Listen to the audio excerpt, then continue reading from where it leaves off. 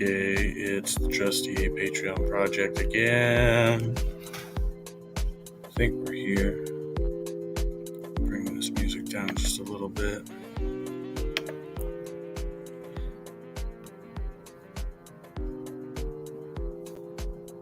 Back to do another Bible study. Looking in the book of Judges.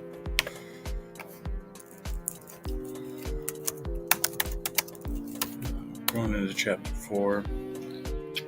Judges has been kind of a little different. It's been a little interesting.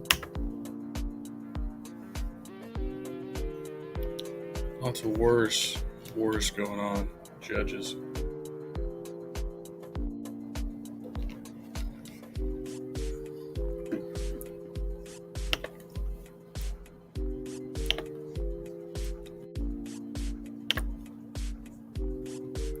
It's not a book that I remember reading too much.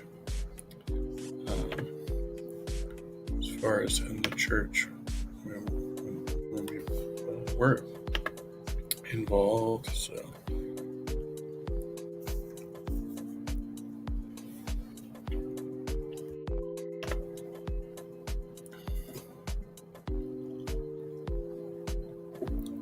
I figure I'll do this now. Because tomorrow's going to be busy. I'm going to have to pack up and move on out of here, so I don't want to overwhelm myself.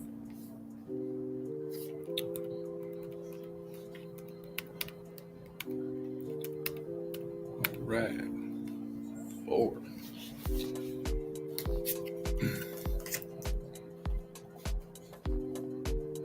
The NIV is a little bit different than this one. I think we were reading from anyway, close enough. I'll just read mine. You can read whatever that is.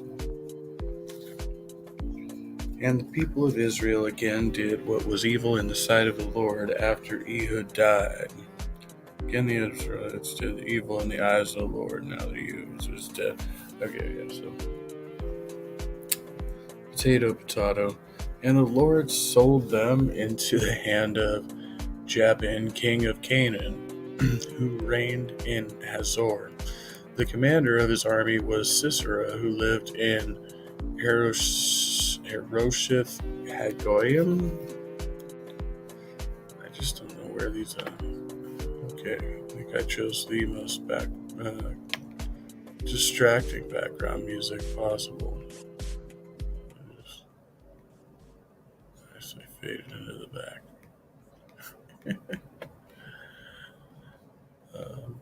Let's go back to what we had planned before on the last episode.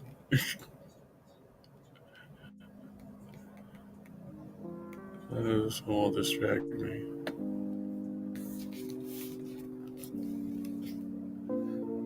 Then the people of Israel cried out to the Lord for help, for he had 900 chariots of iron, and he oppressed the people of Israel cruelly for 20 years. What a dick. 4. Now Deborah, a prophetess and wife of Lapidoth, was judging Israel at that time. She used to sit under the palm of Deborah between Ramah and Bethel in the hill country of Ephraim, and the people of Israel came up to her for judgment. So she was like a psychic. She sent and summoned Barak, the son of Abinoam from Kadesh Naphtali, and said to him, Has not the Lord, the God of Israel, commanded you, Go gather your men at Mount Tabor, taking 10,000 from the people of Naphtali and the people of Zebulun? Let's see, I've gotten a little bit ahead of us here. Right there.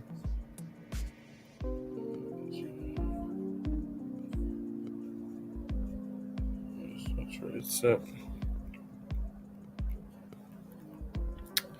I will lead Sisera, the commander of Jabin's army, with his chariots and his troops to the Kishon River, and give him into your hands. 8. Barak said to her, If you go with me, I will go, but if you don't go with me, I won't go. Tough guy. 9. And she said, I will surely go with you. Nevertheless, the road on which you are going will not lead to your glory, for the Lord will sell Sisera into the hand of a woman. Then Deborah arose and went with Barak to Kadesh. And Barak called out Zebulun and Naphtali and Kadesh, and 10,000 men went up at his heels, and Deborah went up with him.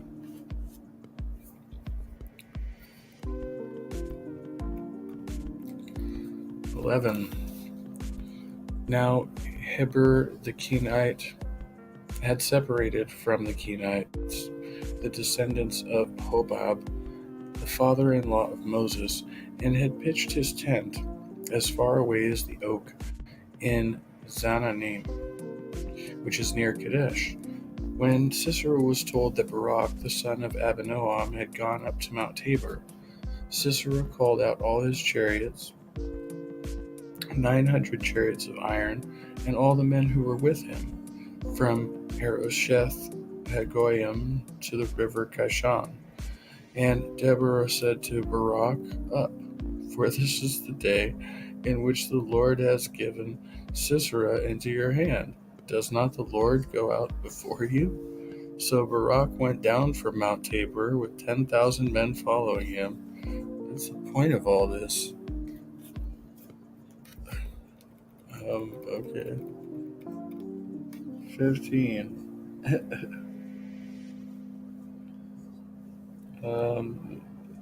This is slightly different on the version we're reading up here. Is at Barak's advance, the Lord routed Sisera and all his chariots and army by the sword, and Sisera got down from his chariot and fled on foot. This one says, the Lord routed Sisera and all his chariots and all his army before Barak by the edge of the sword, and Sisera got down on his chariot and fled away on foot. That's still pretty minor. And Barak pursued the chariots and the army to Harosheth Hagoyim, and all the army of Sisera fell by the edge of the sword. Not a man was left. He slaughtered them all.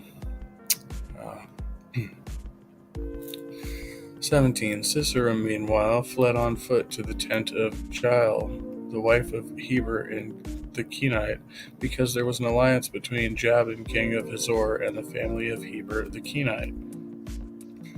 Jael went to meet Sisera and said to him, Come, my lord, come right in, don't be afraid.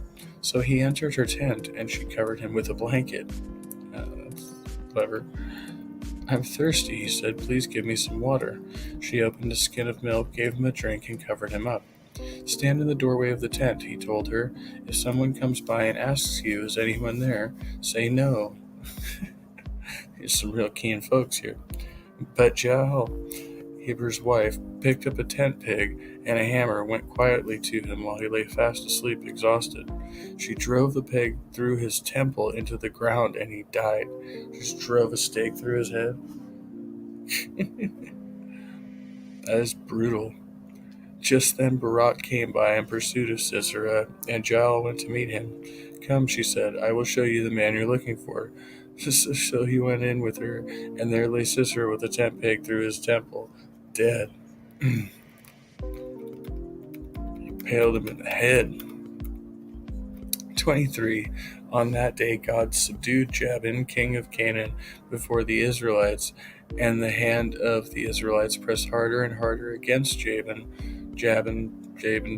king of Canaan, till they destroyed him. Yabin?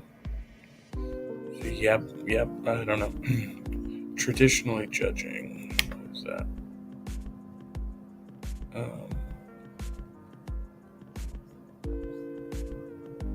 Okay. As a leader, as a traditional judge, or father-in-law. Could be his brother-in-law or father-in-law. We're not sure. That's kind of weak. Well, can't win them all. Yeah, so that's the story of this chick, Deborah. And I think the real hero is, Jael's wife? No, she's the wife of the dude. And she goes and just drives a stake through this dude's head while he's sleeping. She's like the hero of the story. That's crazy. Uh, yeah, that's the Bible for you. All right. Well, that's a short one. Guess we'll call it a day. Be well, be kind, stay trusty. See you next time.